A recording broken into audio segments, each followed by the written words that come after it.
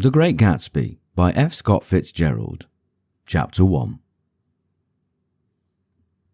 In my younger and more vulnerable years, my father gave me some advice that I've been turning over in my mind ever since. Whenever you feel like criticizing anyone, he told me, just remember that all the people in this world haven't had the advantages that you've had.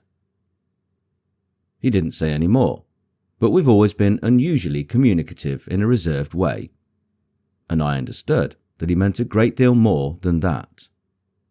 In consequence, I'm inclined to reserve all judgments, a habit that has opened up many curious natures to me, and also made me the victim of not a few veteran bores. The abnormal mind is quick to detect and attach itself to this quality when it appears in a normal person, and so it came about that in college I was unjustly accused of being a politician because I was privy to the secret griefs of wild, unknown men. Most of the confidences were unsought. Frequently I have feigned sleep, preoccupation, or a hostile levity when I realized by some unmistakable sign that an intimate revelation was quivering on the horizon. For the intimate revelations of young men, or at least the terms in which they express them, are usually plagiaristic and marred by obvious suppressions. Reserving judgments is a matter of infinite hope. I am still a little afraid of missing something if I forget that, as my father snobbishly suggested, and I snobbishly repeat, as sense of the fundamental decencies is parcelled out unequally at birth. And, after boasting this way of my tolerance, I come to the admission that it has a limit. Conduct may be founded on the hard rock or the wet marshes, but after a certain point, I don't care what it's founded on. When I came back from the East last autumn, I felt that I wanted the world to be in uniform and at a sort of moral attention forever. I wanted no more riotous excursions with privileged glimpses into the human heart. Only Gatsby, the man who gives his name to this book, was exempt from my reaction. Gatsby, who represented everything for which I have an unaffected scorn. If personality is an unbroken series of successful jesters, then there was something gorgeous about him, some heightened sensitivity to the promises of life, as if he were related to one of those intricate machines that register earthquakes 10,000 miles away. This responsiveness had nothing to do with that flabby impressionability which is dignified under the name of the creative temperament. It was an extraordinary gift for hope, a romantic readiness such as I have never found in any other person, and which it is not likely I shall ever find again. No, Gatsby turned out all right at the end. It is what preyed on Gatsby, what foul dust floated in the wake of his dreams, that temporarily closed out my interest in the abortive sorrows and short-winded elations of men. My family have been prominent, well-to-do people in this middle western city for 3 generations. The Carraways are something of a clan, and we have a tradition that we're descended from the Dukes of Buccleuch. But the actual founder of my line was my grandfather's brother, who came here in 51, sent to substitute to the Civil War, and started the wholesale hardware business that my father carries on today. I never saw this great uncle, but I'm supposed to look like him, with special reference to the rather hard-boiled painting that hangs in father's office. I graduated from New Haven in 1915, just a quarter of a century after my father, and a little later, I participated in that delayed Teutonic migration known as the Great War. I enjoyed the counter-raid so thoroughly that I came back restless. Instead of being the warm centre of the world, the Middle East now seemed like a ragged edge of the universe. So I decided to go east and learn the bond business. Everybody knew I was in the bond business, so I supposed it could support one more single man. All my aunts and uncles talked it over as if they were choosing a prep school for me, and finally said, "Why, yes," with very grave, hesitant faces. Father agreed to finance me for a year, and after various delays I came east. Permanently, I thought, in the spring of 22. The practical thing was to find rooms in the city. It was a warm season, and I had just left a country of wide lawns and friendly trees. So when a young man at the office suggested that we take a house together in a commuting town, it sounded like a great idea. He found the house, a weather-beaten cardboard bungalow at $80 a month. But at the last minute, the firm ordered him to Washington, and I went out to the country alone. I had a dog. At least I had him for a few days until he ran away. And an old Dodge. And a Finnish woman, who made my bed and cooked breakfast and muttered Finnish wisdom to herself over the electric stove. It was lonely for a day or so, until one morning, some man, more recently arrived than I, stopped me on the road. "How do you get to West Egg Village?" he asked helplessly. I told him, and as I walked on, I was lonely no longer. I was a guide, a pathfinder, an original settler. He had casually conferred on me the freedom of the neighbourhood. And so, with the sunshine and the great bursts of leaves growing on the trees, just as things grow in fast movies, I had that familiar conviction that life was beginning over again with the summer. There was so much to read, for one thing, and so much fine health to be pulled down out of the young, breath-giving air. I bought a dozen volumes on banking and credit and investment securities, and they stood on my shelf in red and gold, like new money from the mint, promising to unfold the shining secrets that only Midas and Morgan and Macinus knew. And I had the high intention of reading many other books besides. I was rather literary in college. One year, I wrote a series of very solemn and obvious editorials for the Yale News. And now, I was going to bring back all such things into my life and become again that most limited of all specialists, the well-rounded man. This isn't just an epigram. Life is much more successfully looked at from a single window, after all. It was a matter of chance that I should have rented a house in one of the strangest communities in North America. It was on that slender, riotous island which extends itself due east of New York, and where there are, among other natural curiosities, two unusual formations of land. 20 miles from the city, a pair of enormous eggs, identical in contour and separated only by a courtesy bay, jut out into the most domesticated body of salt water in the Western Hemisphere, the great, wet barnyard of Long Island Sound. They are not perfect ovals. Like the egg in the Columbus story, they are both crushed flat at the contact end. But their physical resemblance must be a source of perpetual wonder to the gulls that fly overhead. To the wingless, a more interesting phenomenon is their dissimilarity in every particular except shape and size. I lived at the West Egg, the less fashionable of the two, though this is a most superficial tag to express the bizarre and not a little sinister contrast between them. My house was at the very tip of the egg, only 50 yards from the Sound, and squeezed between two huge places that rented for $12,000 or $15,000 a season. The one on my right was a colossal affair by any standard. It was a factual imitation of some Hôtel de Ville in Normandy, with a tower on one side, spanking new under a thin beard of raw ivy, and a marble swimming pool and more than 40 acres of lawn and garden. It was Gatsby's mansion, or rather, as I didn't know Mr. Gatsby, it was a mansion inhabited by a gentleman of that name. My own house was an eyesore, but it was a small eyesore, and it had been overlooked, so I had a view of the water, a partial view of my neighbour's lawn, and the consoling proximity of millionaires, all for $80 a month. Across the Courtesy Bay, the white palaces of fashionable East Egg glittered along the water, and the history of the summer really begins on the evening I drove over there to have dinner with the Tom Buchanans. Daisy was my second cousin once removed, and I'd known Tom in college, and just after the war, I spent 2 days with them in Chicago. Her husband, among various physical accomplishments, had been one of the most powerful ends that ever played football at New Haven, a national figure in a way.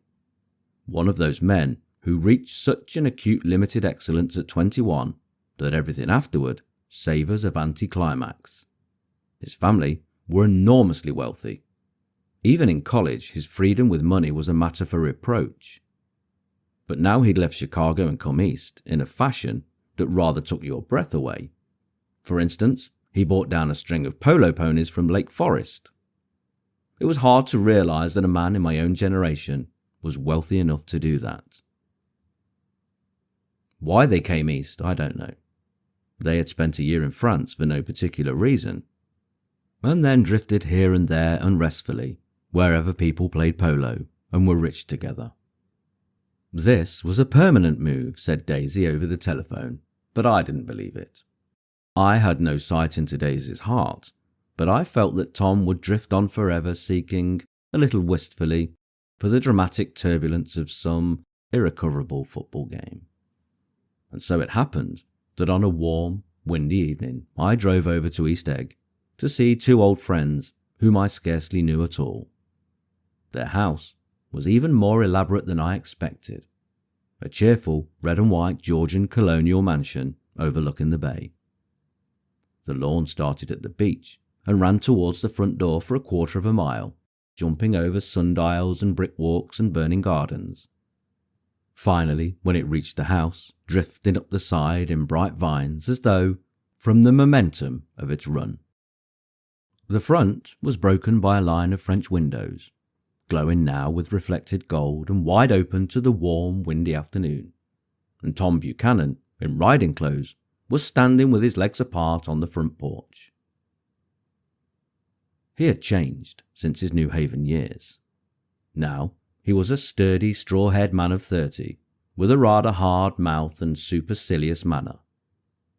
2 shining, arrogant eyes had established dominance over his face and gave him the appearance of always leaning aggressively forward. Not even the effeminate swank of his riding clothes could hide the enormous power of that body. He seemed to fill those glistening boots until he strained the top lacing, and you could see a great pack of muscle shifting when his shoulder moved under his thin coat. It was a body capable of enormous leverage.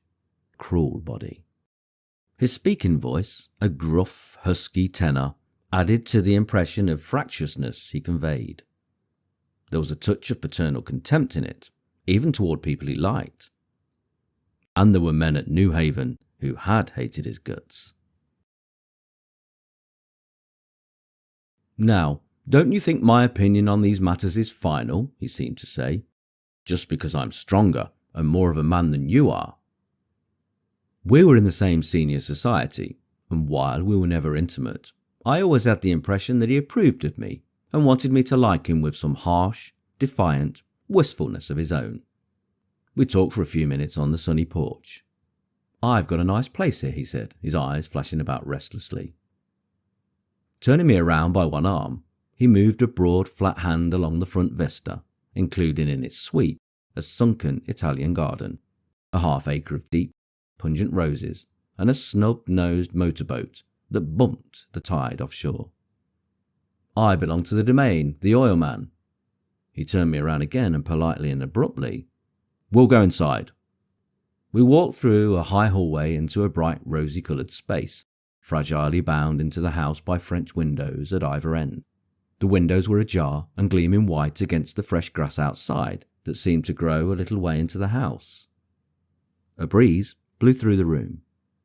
Blew curtains in at one end and out the other like pale flags, twisting them up toward the frosted wedding cake of the ceiling, and then rippled over the wine-coloured rug, making a shadow on it as wind does on the sea.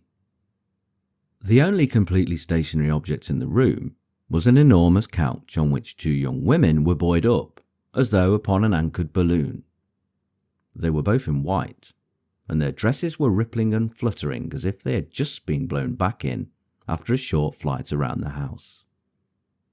I must have stood for a few moments, listening to the whip and snap of the curtains and the groan of a picture on the wall.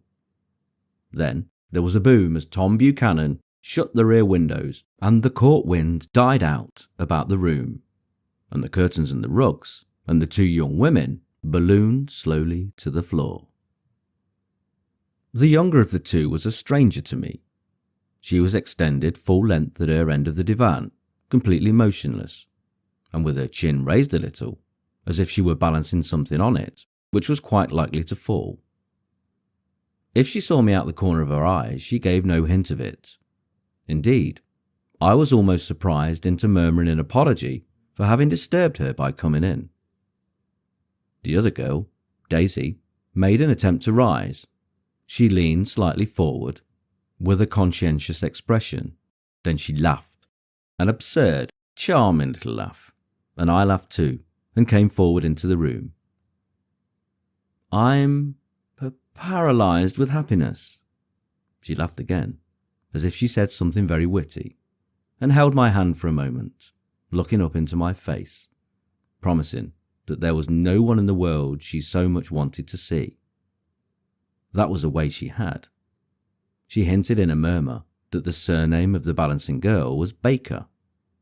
I've heard it said that Daisy's murmur was only to make people lean toward her, an irrelevant criticism that made it no less charming. At any rate, Miss Baker's lips fluttered. She nodded at me almost imperceptibly, and then quickly tipped her head back again. The object she was balancing had obviously tottered a little and given her something of a fright. Again, a sort of apology rose to my lips. Almost any exhibition of complete self-sufficiency draws a stunned tribute from me. I looked back at my cousin, who began to ask me questions in her low, thrilling voice. It was the kind of voice that the ear follows up and down, as if each speech is an arrangement of notes that will never be played again. Her face was sad and lovely, with bright things in it, bright eyes and a bright, passionate mouth. But there was an excitement in her voice that men who had cared for her found difficult to forget. A singing compulsion, a whispered listen, a promise that she had done gay, exciting things just a while since, and that there were gay, exciting things hovering in the next hour. I told her how I had stopped off in Chicago for a day on my way east, and how a dozen people had sent their love through me. "Do they miss me?" she cried ecstatically. "The whole town is desolate. All the cars have the left rear wheel painted black as a mourning wreath, and there's a persistent wail all night along the North Shore." "How gorgeous! Let's go back, Tom, tomorrow." Then she added irrelevantly, "You ought to see the baby." "I'd like to." "She's asleep. She's 3 years old. Haven't you ever seen her?" "Never."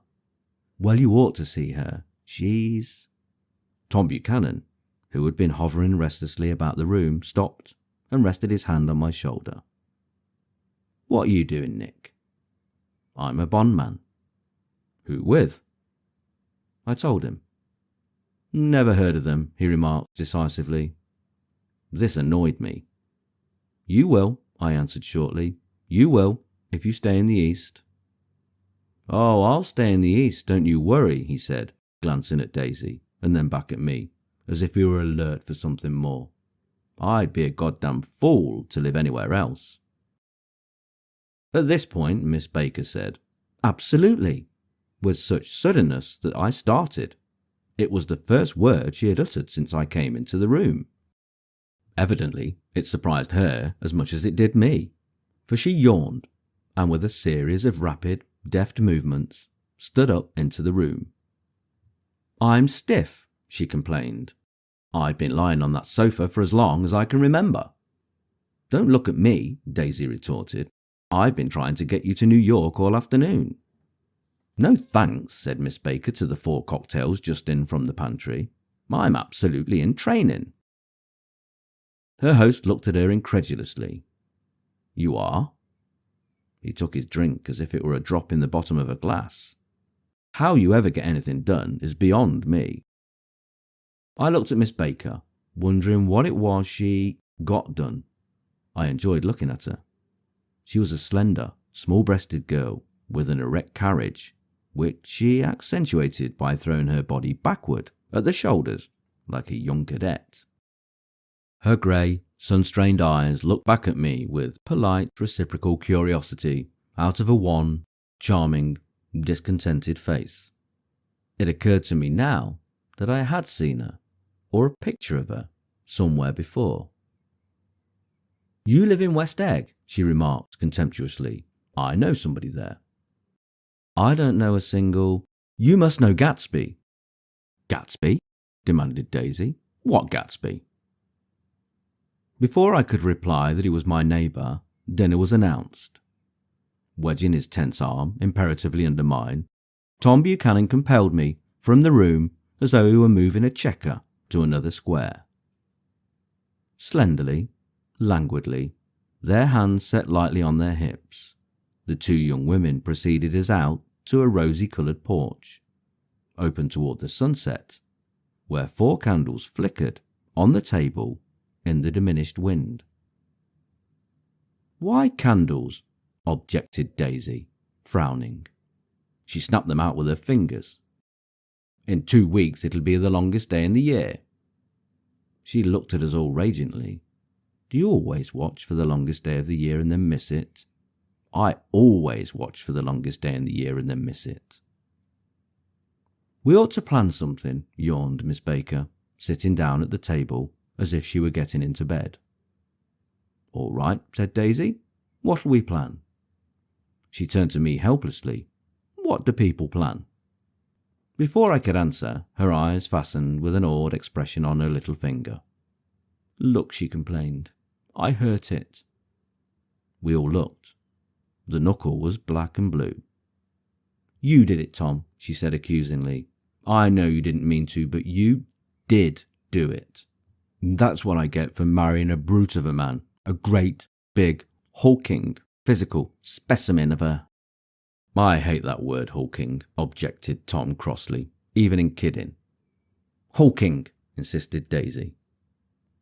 Sometimes she and Miss Baker talked at once, unobtrusively and with a bantering inconsequence that was never quite chatter, that was as cool as their white dresses and their impersonal eyes in the absence of all desire. They were here, and they accepted Tom and me, making only a polite, pleasant effort to entertain or to be entertained.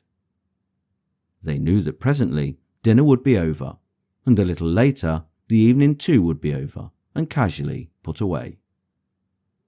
It was sharply different from the West, where an evening was hurried from phase to phase towards its close in a continually disappointed anticipation, or else in sheer nervous dread of the moment itself. "You make me feel uncivilized, Daisy," I confessed on my second glass of corky but rather impressive claret. "Can't you talk about crops or something?" I meant nothing in particular by this remark, but it was taken up in an unexpected way. "Civilization's going to pieces," broke out Tom violently. "I've gotten to be a terrible pessimist about things. Have you read The Rise of the Coloured Empires by this man Goddard?" "Why, no," I answered, rather surprised by his tone. "Well, it's a fine book, and everybody ought to read it. The idea is if we don't look out, the white race will be utterly submerged. It's all scientific stuff. It's been proved." "Tom's getting very profound," said Daisy, with an expression of unthoughtful sadness. "He reads deep books with long words in them. What was that word we—" "Well, these books are all scientific," insisted Tom, glancing at her impatiently. "This fellow has worked out the whole thing. It's up to us, who are the dominant race, to watch out, or these other races will have control of things." "We've got to beat them down," whispered Daisy, winking ferociously toward the fervent sun. "You ought to live in California," began Miss Baker. But Tom interrupted her by shifting heavily in his chair. "This idea is that we're Nordics. I am and you are, and—" After an infinitesimal hesitation, he included Daisy with a slight nod, and she winked at me again. And we've produced all the things that go to make civilization. Oh, science and art and all that. Do you see? There was something pathetic in his concentration, as if his complacency, more acute than of old, was not enough to him anymore. When, almost immediately, the telephone rang inside and the butler left the porch, Daisy seized upon the momentary interruption and leaned towards me. "I'll tell you a family secret," she whispered enthusiastically. "It's about the butler's nose. Do you want to hear about the butler's nose?" "That's why I came over tonight." "Well, he wasn't always a butler. He used to be the silver polisher for some people in New York that had a silver service for 200 people. He had to polish it from morning till night, until finally it began to affect his nose." "Things went from bad to worse," suggested Miss Baker. "Yes, things went from bad to worse, until finally he had to give up his position." For a moment the last sunshine fell with romantic affection upon her glowing face. Her voice compelled me forward, breathlessly, as I listened. And then the glow faded, each light deserting her with lingering regret, like children leaving a pleasant street at dusk. The butler came back and murmured something close to Tom's ear, whereupon Tom frowned, pushed back his chair, and without a word went inside. As if his absence quickened something within her, Daisy leaned forward again, her voice glowing and singing. "I love to see you at my table, Nick. You remind me of a rose, an absolute rose, doesn't he?" She turned to Miss Baker for confirmation. "An absolute rose?" This was untrue. I am not even faintly like a rose. She was only extemporizing, but a stirring warmth flowed from her, as if her heart was trying to come out to you concealed in one of those breathless, threading words.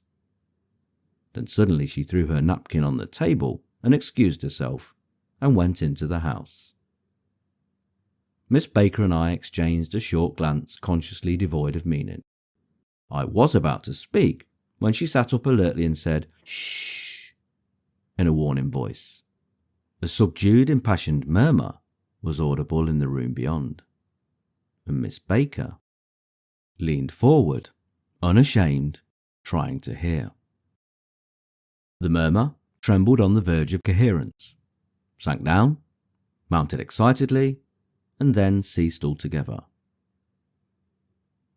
"This Mr. Gatsby you spoke of is my neighbour," I began. "Don't talk, I want to hear what happens." "Is something happening?" I inquired innocently.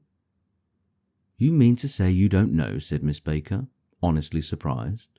"I thought everybody knew." "I don't." "Why?" she said hesitantly. "Tom's got some woman in New York."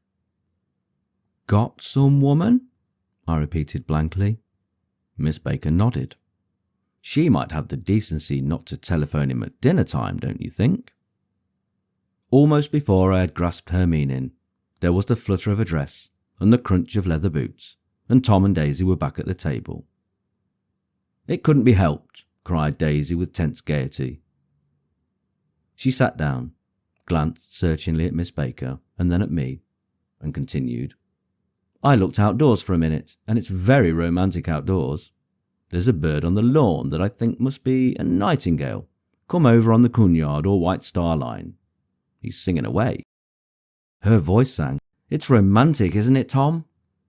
"Very romantic," he said, and then miserably to me, "If it's light enough after dinner, I want to take you down to the stables." The telephone rang inside, startlingly, and as Daisy shook her head decisively at Tom, the subject of the stables, in fact all subjects, vanished into air. Among the broken fragments of the last 5 minutes at table, I remember the candles being lit again, pointlessly, and I was conscious of wanting to look squarely at everyone, and yet to avoid all eyes. I couldn't guess what Daisy and Tom were thinking, but I doubt if even Miss Baker, who seemed to have mastered a certain hardy scepticism, was able utterly to put this fifth guest's shrill, metallic urgency out of mind. To a certain temperament, the situation might have seemed intriguing. My own instinct was to telephone immediately for the police.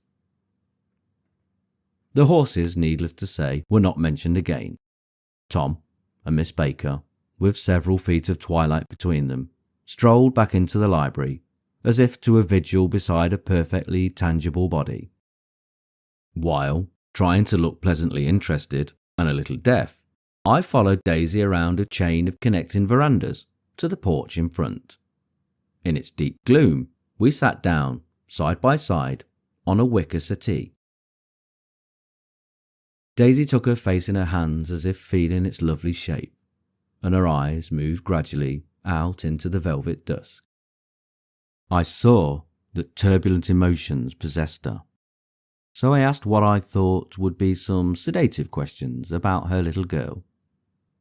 "We don't know each other very well, Nick," she said suddenly.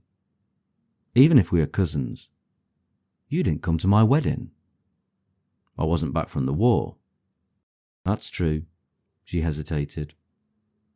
"Well, I've had a very bad time, Nick, and I'm pretty cynical about everything." Evidently, she had reason to be. I waited, but she didn't say any more, and after a moment, I returned rather feebly to the subject of her daughter. "I suppose she talks and eats and everything?" "Oh, yes." She looked at me absently. "Listen, Nick, let me tell you what I said when she was born. Would you like to hear?" "Very much." "It'll show you how I've gotten to feel about things. Well, she was less than an hour old and Tom was God knows where. I woke up out of the ether with an utterly abandoned feeling and asked the nurse right away if it was a boy or a girl. She told me it was a girl, and so I turned my head away and wept. "All right," I said. "I'm glad it's a girl, and I hope she'll be a fool. That's the best thing a girl can be in this world, a beautiful little fool. You see, I think everything's terrible anyhow," she went on in a convinced way. "Everybody thinks so, the most advanced people, and I know. I've been everywhere and seen everything and done everything." Her eyes flashed around her in a defiant way, rather like Tom's, and she laughed with thrilling scorn. "Sophisticated. God, I'm sophisticated." The instant her voice broke off, ceasing to compel my attention, my belief, I felt the basic insincerity of what she had said. It made me uneasy, as though the whole evening had been a trick of some sort, to exact a contributory emotion from me. I waited, and sure enough, in a moment she looked at me with an absolute smirk on her lovely face, as if she had asserted her membership in a rather distinguished secret society to which she and Tom belonged. Inside, the crimson room bloomed with light. Tom and Miss Baker sat at either end of the long couch, and she read aloud to him from the Saturday Evening Post, the words, murmurous and uninflected, running together in a soothing tone. The lamplight, bright on his boots and dull on the autumn leaf yellow of her hair, glinted along the paper as she turned a page with a flutter of slender muscles in her arms. When we came in, she held us silent for a moment with a lifted hand. "To be continued," she said, tossing the magazine on the table, "in our very next issue." Her body asserted itself with a restless movement of her knee, and she stood up. 10 o'clock, she remarked, apparently finding the time on the ceiling. "Time for this good girl to go to bed." "Jordan's going to play in the tournament tomorrow," explained Daisy, "over at Westchester." "Oh, you're Jordan Baker." I knew now why her face was familiar. Its pleasing, contemptuous expression had looked out at me from many rotogravure pictures of the sporting life at Asheville and Hot Springs and Palm Beach. I had heard some story of her too, a critical and pleasant story, but but what it was I had forgotten long ago. "Good night," she said softly. "Wake me at 8, won't you?" "If you'll get up." "I will. Good night, Mr. Carraway. See you anon." "Of course you will," confirmed Daisy. "In fact, I think I'll arrange a marriage. Come over often, Nick, and I'll fling you together. You know, lock you up accidentally in linen closets, and push you out to sea in a boat, and all that sort of thing." "Good night," called Miss Baker from the stairs. "I haven't heard a word." "She's a nice girl," said Tom after a moment. "They oughtn't to let her run around the country this way." "Who oughtn't to?" inquired Daisy coldly. "Her family." "Her family is one aunt about 1,000 years old. Besides, Nick's going to look after her, aren't you, Nick? She's going to spend lots of weekends out here this summer. I think the home influence will be very good for her." Daisy and Tom looked at each other for a moment in silence. "Is she from New York?" I asked quickly. "From Louisville. Our white girl herd was passed together there. Our beautiful white—" "Did you give Nick a little heart-to-heart talk on the veranda?" demanded Tom suddenly. "Did I?" She looked at me. "I can't seem to remember, but I think we talked about the Nordic race. Yes, I'm sure we did. It sort of crept up on us, and first thing you know—" "Don't believe everything you hear, Nick," he advised me.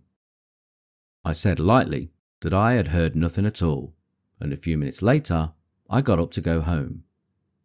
They came to the door with me and stood side by side in a cheerful square of light. As I started my motor, Daisy peremptorily called, "Wait!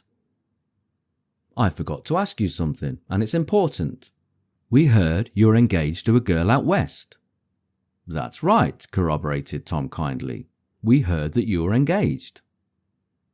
"It's a libel. I'm too poor." "But we heard it," insisted Daisy, surprising me by opening up again in a flower-like way. "We heard it from 3 people, so it must be true." Of course, I knew what they were referring to, but I wasn't even vaguely engaged. The fact that gossip had published the banns was one of the reasons I had come east. You can't stop going with an old friend on account of rumours, and on the other hand, I had no intention of being rumoured into marriage. Their interest rather touched me and made them less remotely rich. Nevertheless, I was confused and a little disgusted as I drove away.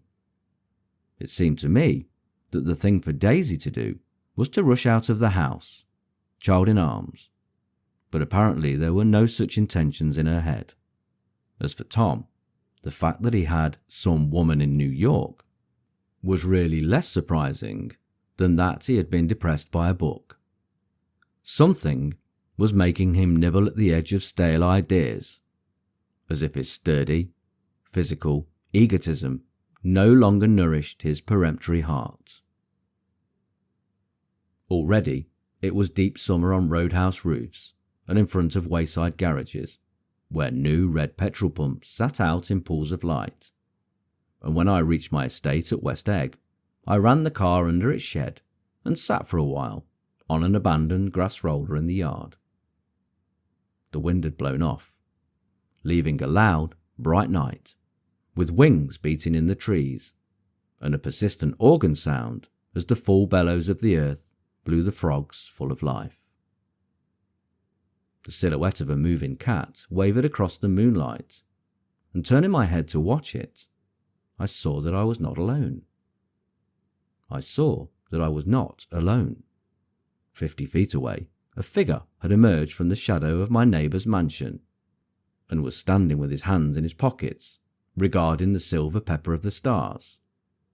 Something in his leisurely movements and the secure position of his feet upon the lawn suggested that it was Mr. Gatsby himself, come out to determine what share was his of our local heavens.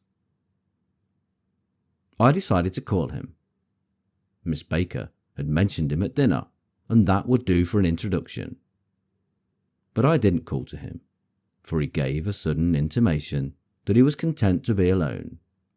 He stretched out his arms towards the dark water in a curious way, and, far as I was from him, I could have sworn he was trembling. Involuntarily, I glanced seaward, and distinguished nothing except a single green light, minute and far away, that might have been the end of a dock. When I looked once more for Gatsby, he had vanished, and I was alone again in the unquiet darkness.